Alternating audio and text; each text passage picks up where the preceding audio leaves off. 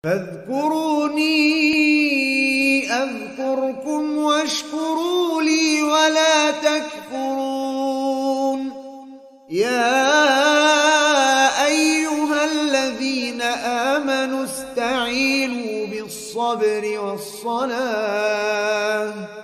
إن الله مع الصابرين.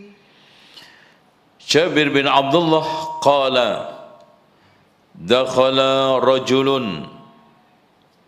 Di dalam riwayat Muslim yang dimaksudkan rajul di situ adalah Sulaik al-Ghatafani, disebutkan namanya.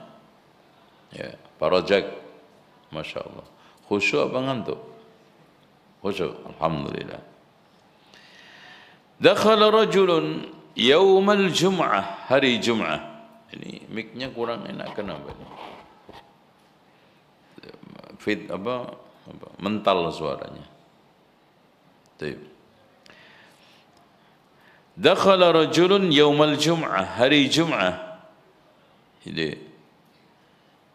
Wan nabiyyu yakhtub, Rasulullah sedang khutbah. Coba bayangkan. Ini menunjukkan yang pertama adalah syar'iyatul khutbah. Di syariatnya khutbah. Ya. Dan memang dari sepanjang masa ada saja orang yang datang terlambat di masjid. Tadi sejak zaman Rasulullah.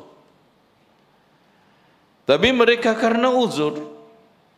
Pernah juga pada zaman Umar ibn al-Khattab menjadi khalifah, itu yang terlambat sholat Jum'ah tidak main-main. Utsman ibn Affan ditegur keras. Iya.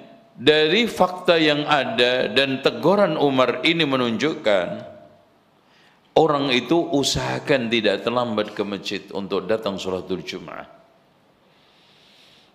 Ya, karena siapa yang datang saat pertama seperti kurban unta, itu. Siapa yang datang saat yang kedua seperti kurban sapi. Siapa yang ini datang saat ketiga as-sa'atu salisa seperti kurban kambing. Ya. Siapa yang datang pada saat yang keempat seperti kurban apa? Ayam. Siapa yang datang saat yang kelima seperti kurban telur. Kapan dapat telur?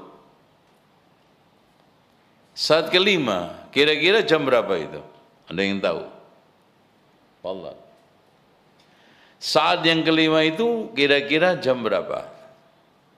Ayo. Mas. Enggak tahu jam, Mas.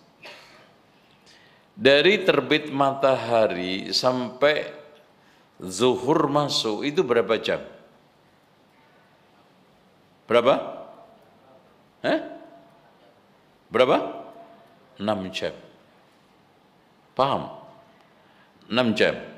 Berarti saat pertama itu jam 7.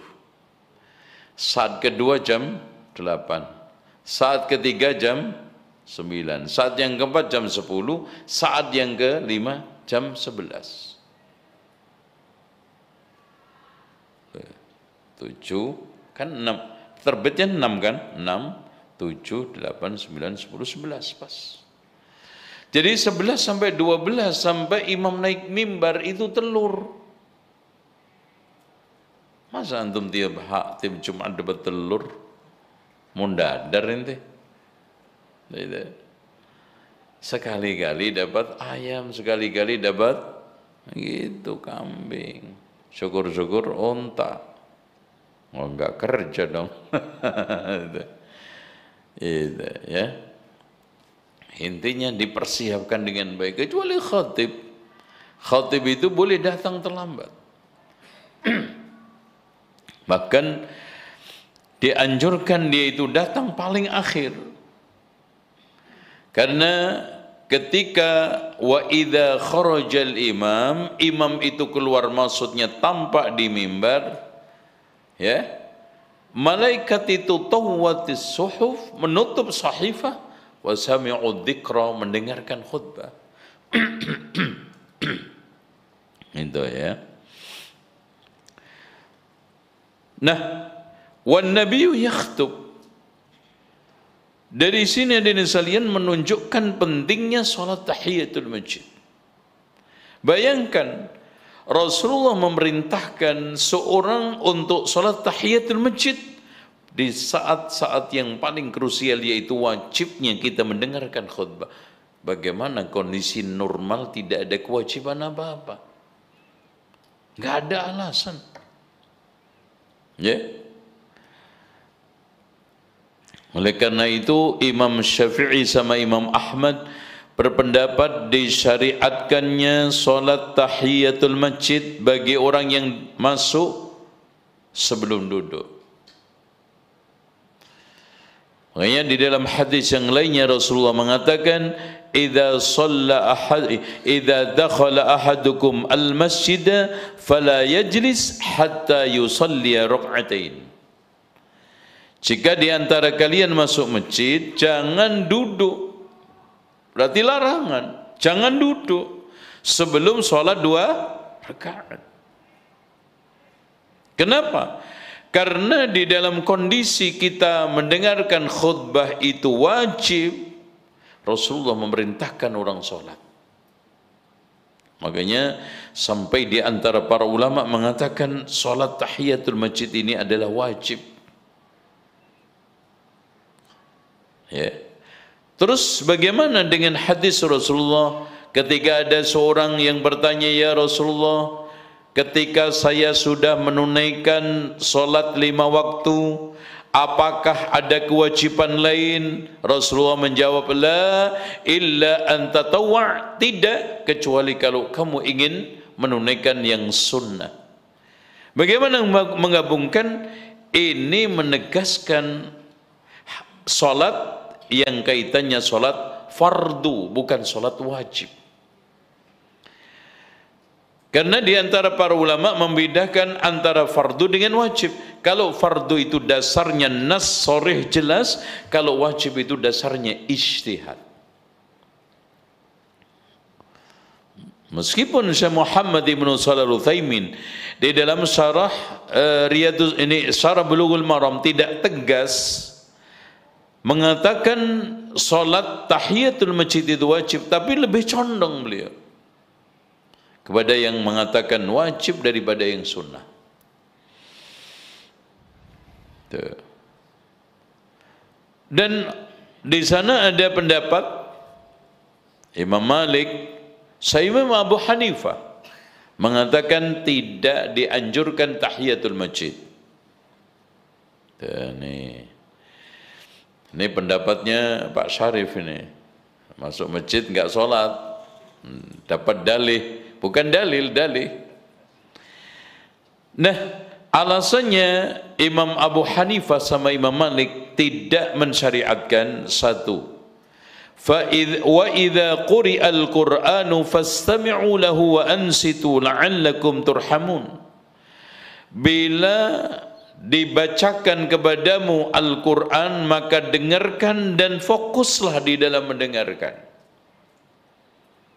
Dijawab oleh para ulama, terutama yang menganjurkan, isi khutbah itu tidak semuanya adalah Al-Quran. Dan di sini tagnya khusus. Makanya istidlal, pendalihan terhadap ayat wa idza quri'al Qur'anu fastami'u tidak tepat. Karena isi khutbah tidak semuanya adalah bacaan ayat-ayat Al-Qur'an, sehingga kita wajib mendengar. Dalil yang dipakai oleh pendapat yang tidak menganjurkan kedua adalah ketika kita mendengarkan khutbah Jum'ah, dianjurkan untuk mendengar.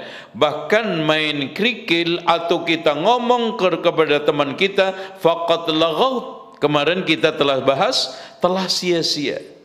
Dijawab oleh para ulama, itu ketika dalam kondisi tidak ada dalilnya. Sementara ini ada dalilnya tegas, Apalagi diriwayatkan oleh Imam Bukhari Muslim, Rasulullah menyuruh sholat. Ketika amaliyah itu didasarkan atas dalil, maka kita tidak benturkan. Kita tidak saling tabrakkan, bahkan masing-masing memiliki tempat pengamalan. Artinya, faqad laghauta, dalam kondisi tidak sia-sia kecuali yang dinyatakan oleh syariat untuk dilakukan, yaitu apa? Salat. Artinya, jika kamu mengatakan ini, mengatakan itu sia-sia, memang karena nggak ada dalilnya. Kalau sekarang syariat memerintahkan seperti imam boleh menegur makmum jamaah ketika sedang khutbah, kan gitu, tidak masuk laghauta. Oleh karena itu, ini juga tidak termasuk laghau, sia-sia, karena diperintahkan oleh dalil, yaitu apa? Qum fasalli rak'atain, nanti kita akan bahas. Wan nabiyyu yakhthub faqala sallaita, maksudnya as-sallaita, ya, artinya hal sallaita, apakah kamu sudah sholat? Jadi orang yang masuk ke dalam masjid itu ditanya oleh Rasulullah ketika duduk, as-sallaita, apakah kamu sholat? Maksudnya hal sallaita. Orang tersebut mengatakan qala la, belum. Qala Rasulullah SAW mengatakan, qum fasalli rak'atain, berdirilah salat 2 rakaat. Dari kalimat atau ucapan Rasulullah qum ini menunjukkan asal daripada salat itu dianjurkan berdiri, ini wajib maupun sunnah. Kemudian di dalam salat sunnah dikecualikan oleh Rasulullah SAW bahwa salatnya orang yang sedang dalam keadaan duduk dalam salat sunnah itu separuh pahalanya daripada orang yang salat berdiri. Itu. Tapi aslinya berdiri. Qum fasalli rak'atain. Hadis ini adalah muttafaqun alaih.